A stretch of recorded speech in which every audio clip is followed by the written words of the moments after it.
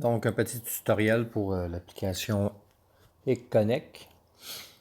Donc, on va tout simplement chercher l'application dans Play Stores ou Apple Store.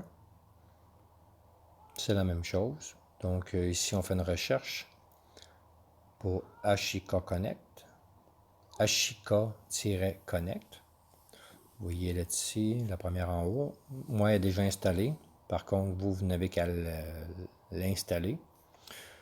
Accepter les autorisations. Ensuite, quand c'est installé, on l'ouvre. Une fois que c'est ouvert, on va voir cette page-là d'accueil. On fait connexion pour pouvoir avoir accès pour aller ouvrir un compte. Vous voyez ici, moi, il y a déjà un nom. Mais on peut le retirer. Comme ça va vous indiquer ça ici. Ça, c'est pour vous connecter une fois que votre compte est créé. Mais étant donné que votre compte n'est pas encore créé, on va en créer un.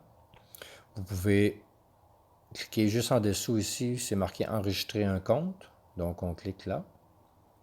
S'inscrire avec le numéro de téléphone mobile. Moi, c'est celui que je privilégie. Par contre, vous pouvez sélectionner sans aucun problème s'inscrire avec l'adresse email.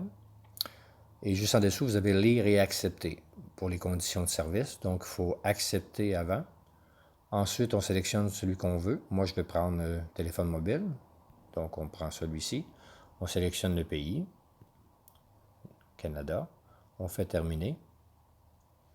Ici, la région, le 1, c'est pour la région. Donc, il faut descendre juste en dessous pour écrire le numéro de téléphone. Si vous regardez l'exemple, qui se trouve à être juste en dessous, c'est vraiment collé ensemble, les 10 chiffres. Donc, on fait 819 plus votre numéro de téléphone. 819, c'est un numéro fictif, là. 819 321 4567. On fait obtenir un code de vérification.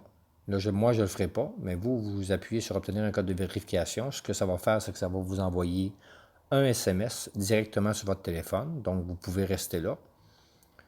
Puis, il va vous apparaître dans vos notifications. Juste à vérifier, il va y avoir un code de 4 chiffres qui va vous avoir été envoyé. Donc, vous faites simplement l'entrée dans la fenêtre suivante qui vous demande de rentrer le code. Une fois que c'est fait, votre compte est créé. Pas plus compliqué que ça.